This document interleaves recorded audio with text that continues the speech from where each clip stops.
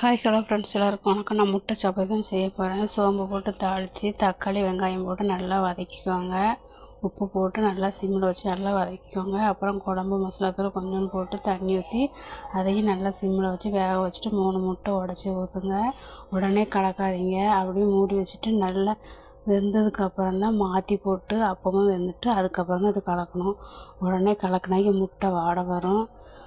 இப்படி வெந்ததுக்கப்புறம் நம்ம கலக்கினாக்கி நல்லா துண்டு துண்டாக நல்லாயிருக்கும், இல்லைன்னா நல்லா இருக்காது. அப்புறம் சப்பாத்தி போட்டு அதை இப்படி உருட்டி வச்சு கத்தியை வச்சு வெட்டி அப்படி ரோல் சப்பாத்தி மாதிரி அப்படி போட்டு கிளறி எடுத்துகிட்டு பாருங்க. சப்பாத்தி உருட்டி கத்தி வச்சு வெட்டணும். நான் கத்தி வச்சு அப்படியே வெட்டி வந்துட்டேன். நீளமாக இருக்கு பாருங்கள். என் பொண்ணு இப்படி தான் கேட்டால் சரி செஞ்சு கொடுக்கலான்னு சொல்லி செஞ்சேன். அவளுக்கு இன்றைக்கி சாட்டர்டே ஸ்கூலு. அவளுக்கு இன்றைக்கி இந்த டிஃபன் தான் ஸ்கூலுக்கு. எவ்வளோ நீளமாக வந்திருக்குவாங்க. உருட்டி வெட்டணும். நான் சும்மா உருட்டி அப்படியே காய் நறுக்கிற மாதிரி நறுக்கிட்டேன். அதுங்க முட்டை தொக்கு செஞ்சு வச்சுருக்கேன். இதை பாதி எடுத்து வச்சுட்டு அப்புறம் மீதியை போட்டு கலக்கி அப்படியே டிஃபன் பாக்ஸில் அடைச்சி கொடுத்துட வேண்டியதாங்க பாருங்கள். அதை அப்படியே வெட்டினதை அப்படியே உள்ளே போட்டு கலக்கியாச்சு. சேனலுக்கு சப்ஸ்கிரைப் பண்ணுங்கள், லைக் பண்ணுங்கள், ஷேர் பண்ணுங்கள், வீடியோ பார்த்து என்ஜாய் பண்ணுங்கள்.